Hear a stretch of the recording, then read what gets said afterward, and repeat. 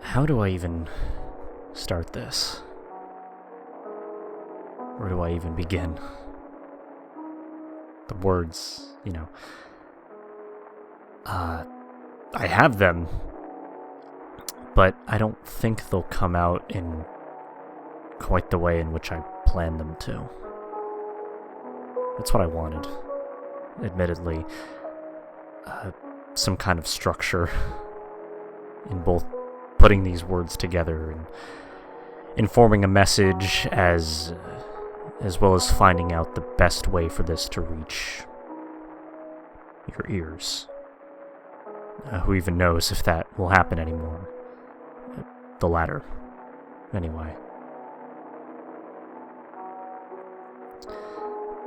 I suppose the best I can do, though, is what I can do left. I know I can.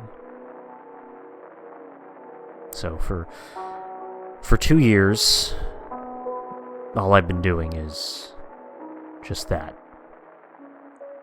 Taking time. A lot of it. Just reflecting. Wondering in one part of my mind how it all went wrong. Why it did. While simultaneously shooting down any possibility of the truth. Because I knew it all along. All that time. That it was me. But not wanting to believe any part of it. In the following months, the thoughts slowly came around, and then rapidly. Repeating over and over about how I had acted, and answering every single question I had about the how and why. But like I said, I knew it all along. It just didn't take until losing you for me to understand just how much was at stake. How much I took you for granted. And more importantly, how I wish with all of my heart that I could both rewind and reset. To take it all back in order to give you the companionship that you deserved. That you deserve, rather. Every day, since then, by the dumpster, down the hill, every single minuscule detail, seemingly benign, it sticks out with such contrast that it's nearly impossible to get to sleep some nights. Some dreams are more prominent than others in terms of context, but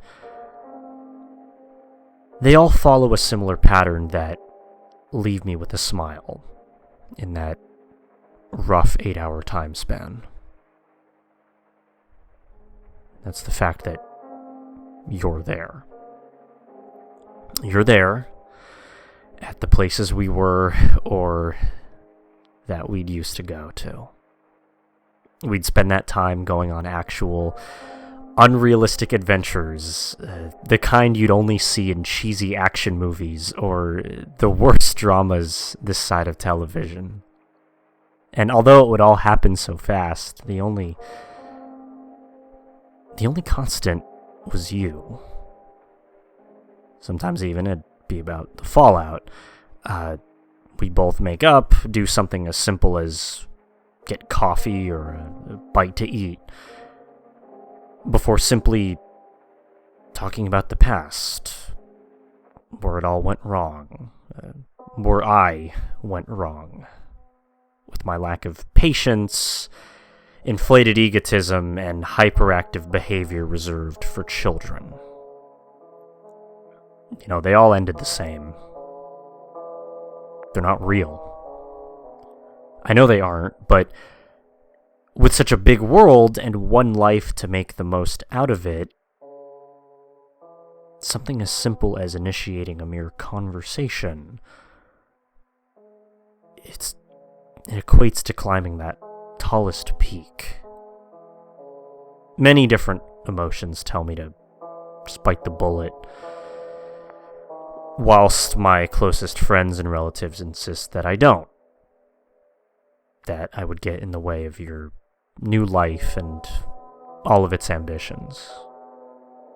That it isn't time. That it wouldn't be appropriate.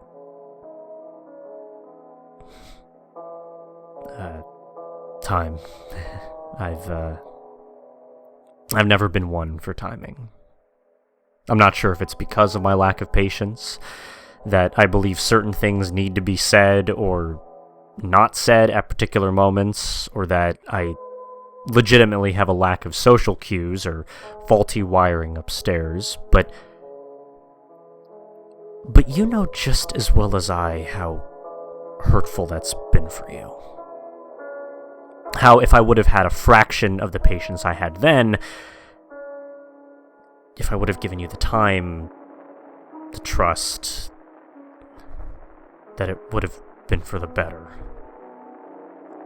How if I didn't keep secrets that I believed were the widest, most insignificant of details, we would have had that open line of communication that we both had always been gunning for. You know, I knew better. I knew then. I especially know now, though that doesn't change either of our situations in regards to us even reaching out to each other. It seems like such a far-fetched idea, though necessary. You know, the outlets that I've utilized, that being art, even revisiting old memories. There isn't any one which way in which I've attempted to vicariously recreate it all and simultaneously have it ease the guilt in my heart. I occasionally think back to moments that stood out to me the most. I wasn't the type of individual that even remotely succeeded in planning time. Though that wasn't to say we didn't have our fair share of outings. I remember the arguments, how they grew more and more frequent at the result of my stubbornness.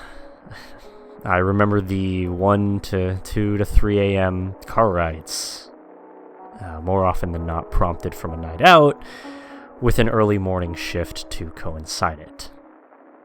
It was definitely something that should have been spoken up more frequently about to perhaps someone more clinically trained, and that it was taxing to both health and wallet.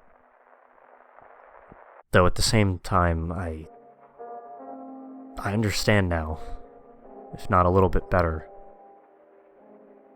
You know, neither of us knew how much time we had together, and in the end, really no amount of money can do anything about it now. Is it defeatist to say that there really isn't a phone call or text message on Earth that can do anything now? That all there is left to do is wait in some kind of perpetuity? That's my only rationalization. And, you know, I use these a lot, mainly to downplay occurrences that I thought were above us. In actuality, I believed that they were above me. That I didn't have to pay attention or read the room to how certain factors would affect other people other than myself. You hated them then, and I hate me for them now. It'd be idiotic to not state how much weight that undoubtedly gives someone who isn't expecting it. And that every single time it happened, it was giving you whiplash. So, for that, and so much more pain, I'm sorry.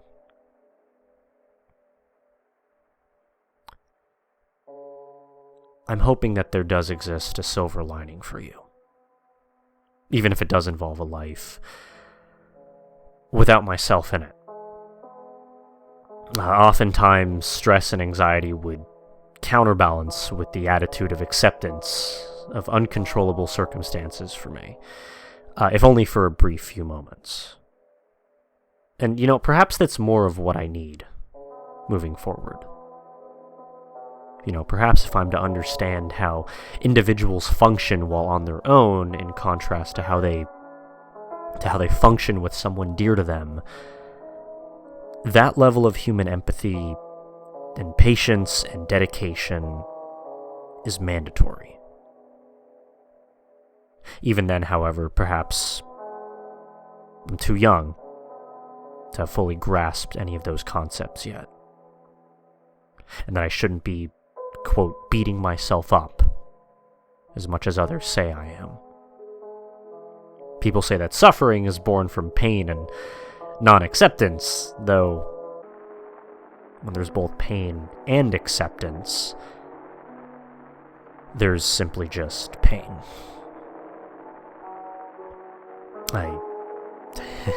I suppose I could have chosen to let go of that weight, though I didn't.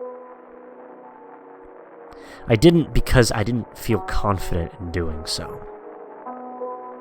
Contrition is a very conflicting, yet comforting emotion that allows you to not only wallow in self-pity and regret, but do so in the confines of your own past. Something that anyone can feel guilty for, but in a time where they were perhaps much happier. The times where I think about how things were, it reminds me of how much I still hold dear. About how things could have been done better. About how things could have been.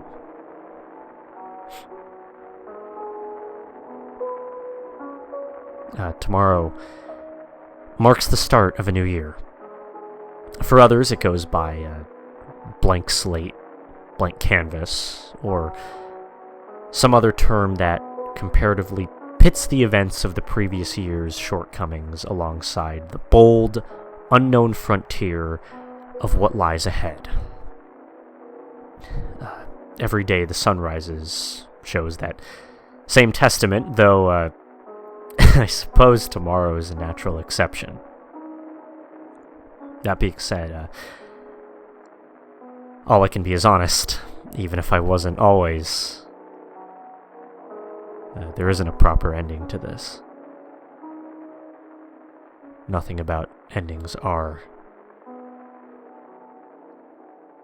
I don't have any other words of remorse other than that they are indeed remorseful.